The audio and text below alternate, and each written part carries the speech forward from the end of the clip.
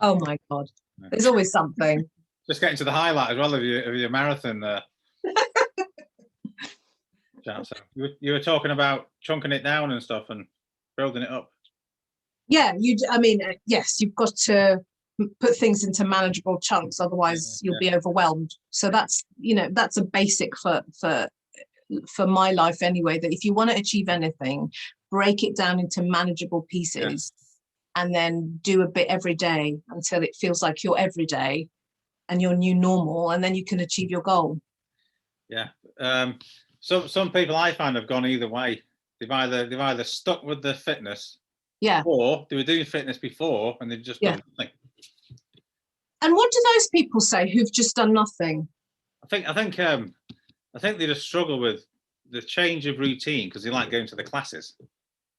Right. That's what motivates them, and then it's just like things like being off work, and they just get stuck, and the motivation levels just drop. You've got to be quite self-motivated. And I think you raise a really good point though, because some people are brilliant on their own in terms of self-motivation, and it's like, I've got to go for a run or I've got to go whatever. And other people do need a group around them. You need the energy, the living, breathing energy of other people, and there's nothing wrong with that. And I think I've heard that from a lot of people, that you just get to the point where you sort of flatline with this. It's like, what's the point? Like, it's almost like no one cares. Who cares? I don't care. You don't care. I'm not seeing people. And I think what I found useful for me anyway, because I also like going to classes, is just sometimes in the background, I'll just put a YouTube video of a class. Yeah. And just watching other people, I just like, right, I want to join in. You kind of get that social buzz, even though it's virtual. Yeah. And there's nothing wrong with sort of, I've made a right fool of myself. I've done a ballet class on a YouTube thing. I mean, I've never done ballet, but I just wanted to have a go. Yeah. I was watching these, ballet is a fitness thing. I was just watching, a bunch of women teaching, and it's hard. So it's like, oh, what? I'll go at that.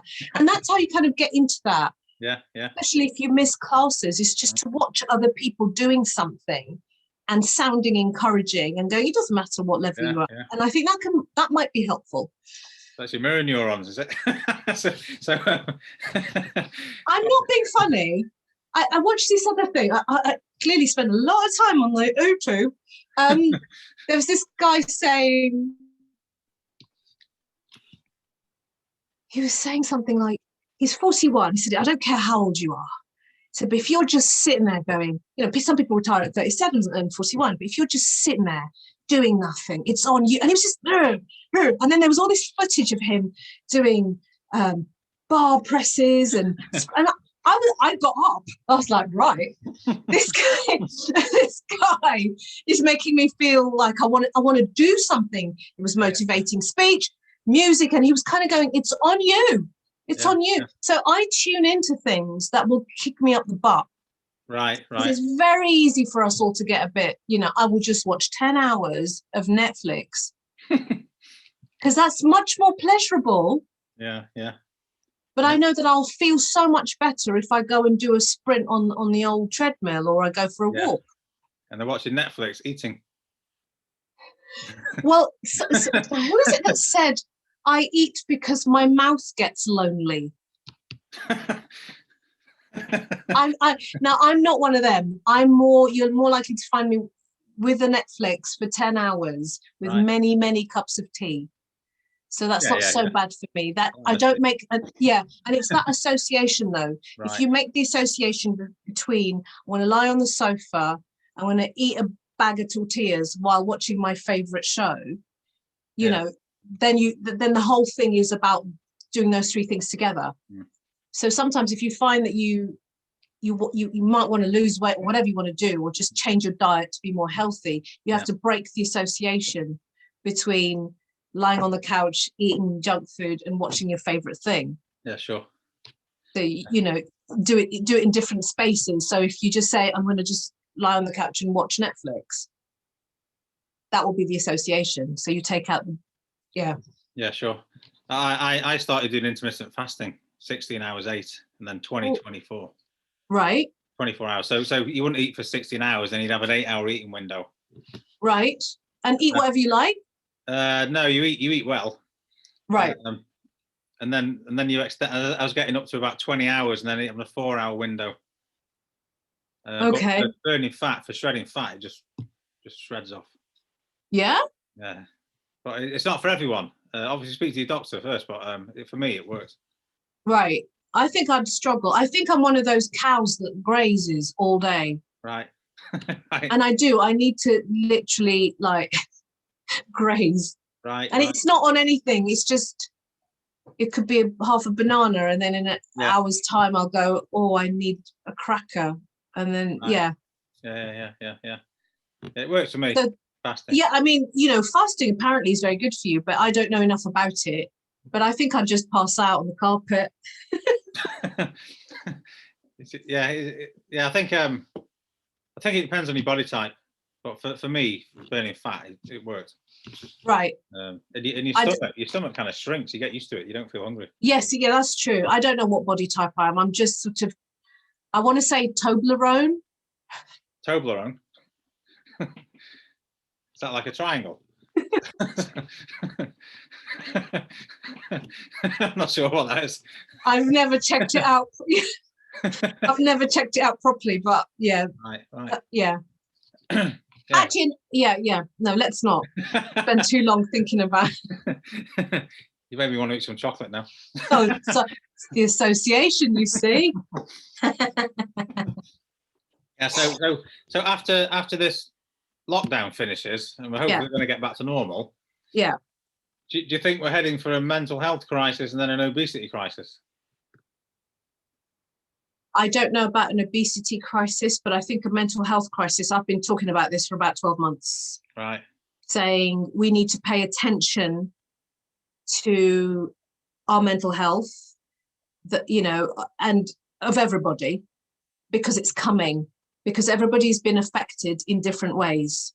And never in my lifetime have I known a situation where the same thing has affected billions of people, but in many different ways. Yeah. So we need to pay attention. So, for instance, they're very young children who have been born in the COVID age and just see masks as their normal. There've been children who've been, told by their parents, we can't go out without masks, don't go near people for safety's sake, who are now very anxious when they go near people, and they start, I've seen a couple of kids just burst into tears because they're frightened. Yeah. And there's other people who are getting very angry when they. So there are different levels of how it's affected us. There's also if you've lost someone, it's a huge tragedy in your life. It's so that I can't even tell you how many different permutations of stress and anxiety people have been under. I mean, I'm sure you've come across this too. Well, I was when I did my first degree in psychology. Yeah. Last year, my brother died and my dad died, but I still finished the degree. Last year. In the final year, my brother died at the start. Oh, and God. My dad died halfway through it, but I still finished it. But if you weren't allowed to see them, like when they were dying, I can't imagine what that would be like. I mean, my dad had cancer, but I was with him on his last day. My brother died; his heart just stopped, so we found him dead next to his bed.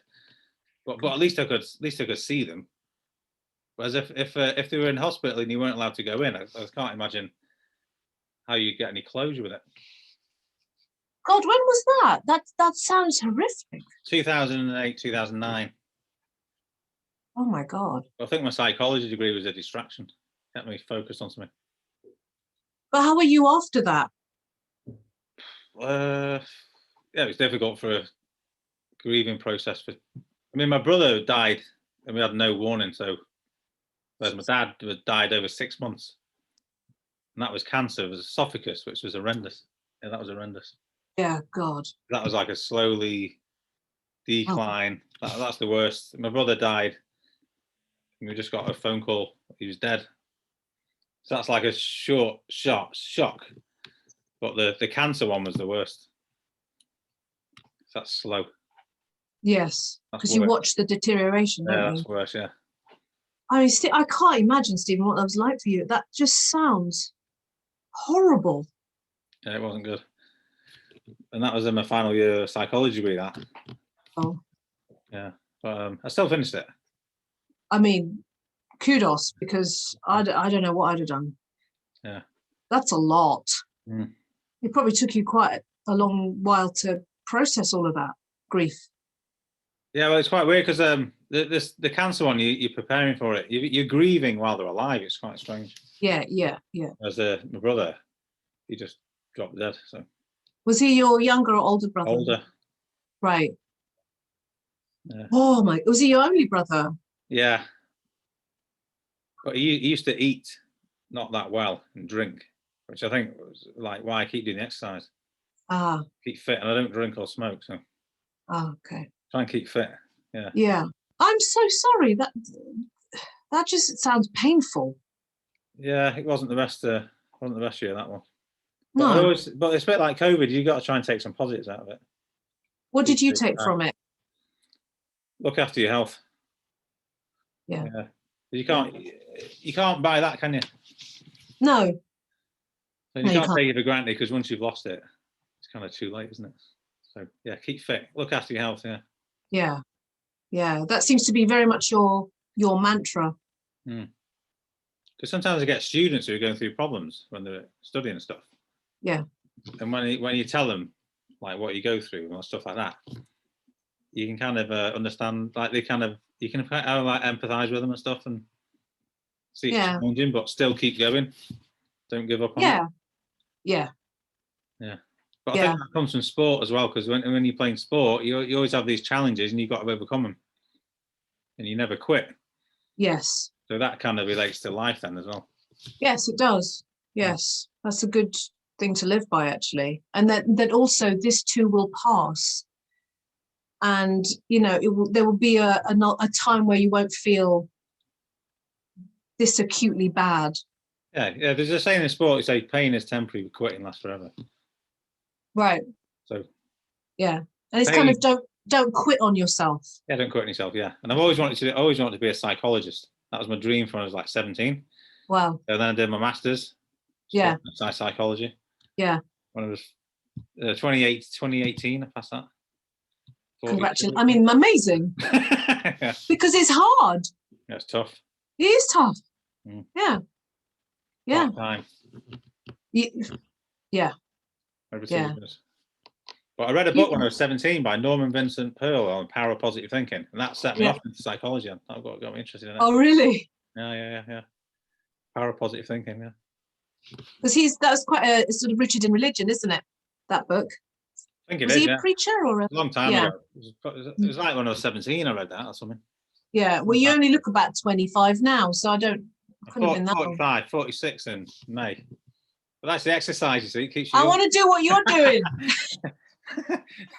The exercise. It's working for you. Yes. Got a baby face. But same. Fat cheeks, me. How did you get into psychology then? Well, I've always been fascinated. Always. I come from quite a colourful background, in that my parents, I mean, I've talked about this before, but my parents had the most volatile marriage. I lived in a very volatile society in East Africa. So there was always a sense of danger and threat. So I feel like I was born alert. Right. Hyper vigilant. Like, yeah. And I just became a great observer of human behavior from very little as a survival mechanism. Right. And I think that's where it began. And I didn't know what it was called. I didn't know what to do. I mean, again, about 16, 17, I wanted to be a journalist. Right. So I wrote to The Guardian, because that was the newspaper in the house. I was like, "Dear Guardian, I want to be a journalist." And I did a thing where I went and interviewed my local MP. Right. And I realized what I was saying was, I was trying to find out about him and his family and his feelings, and I was literally uninterested in politics. Right. And so these were like little clues. So I went off to study psychology, and I realized that this is who I am. This is what God. It's like, when you do it, and you're like, yeah, I get it. I get who I am. I'm surrounded by people who speak a language that I'm trying to learn, and it makes sense to me. So that's kind of how it started. Okay, yeah. Because in terms of relationships, people are telling me that they're struggling with the relationships, and a lot of people are breaking up and getting divorced and stuff. And I was thinking, is that because they're spending all day with each other now, whereas before they might go to work and they might see each other for a couple of hours a day, and now they're sort of, and the maybe the things that they do are like irritating them, are flagging up more. What's your opinion? Because I'm not a relationship expert, but well, I think I've seen two stories. I've seen people either realize that this is the person they really love, and they're going to commit, and lockdown has shone a light on that. And there are other people, I think, who may have already been struggling before lockdown, and they work and going out to the pub, the cinema were fantastic distractions. So in the grand scheme of things, it all worked. But then when you take all those distractions away, you're left with the person, and it is very intense. I mean, even the best relationships in the world have had challenging moments during COVID. But I think what it does is it shines a light on where the problems are and what's fixable and what's not fixable. And the more time you spend together actually communicating, I think for some people, they've recognized that this wasn't working before.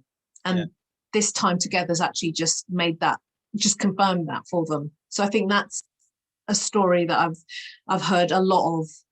But you know, there's also the other side where people said, I didn't think this was going to work. And the more time we spend together, the more we realize we have in common, and we're willing to commit, and we work really hard, and it works.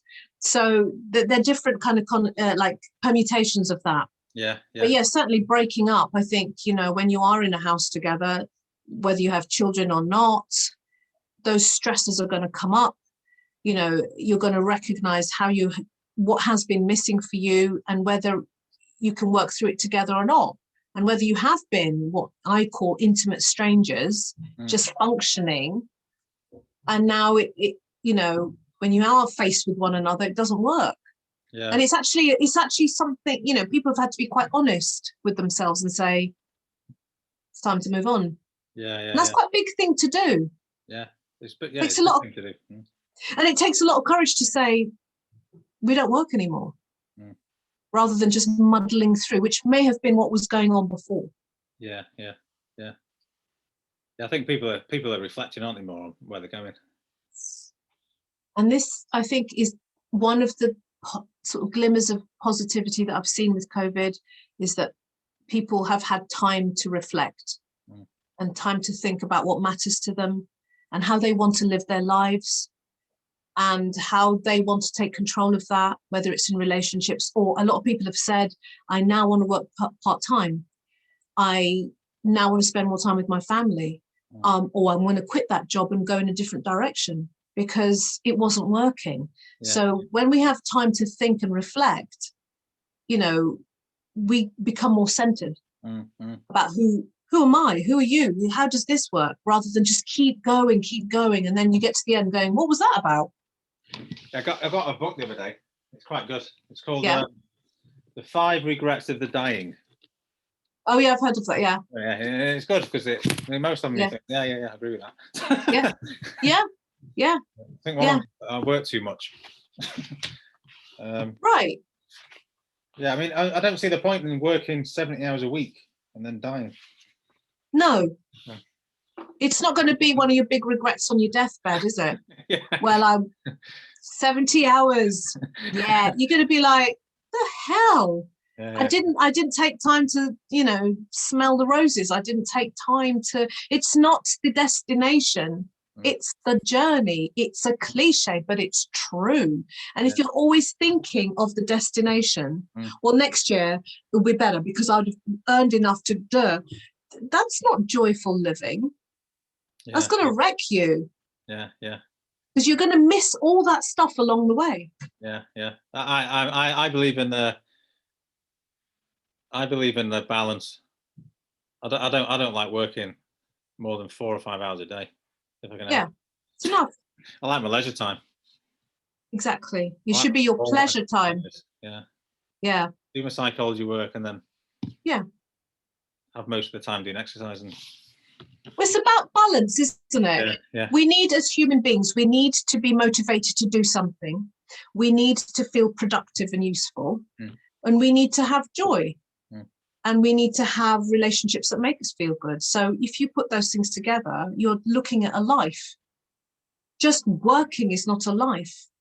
Yeah. Just having nothing to do all day is not a life, because you won't feel motivated or productive. Kind of, what am I doing? So all those different factors make up balanced life.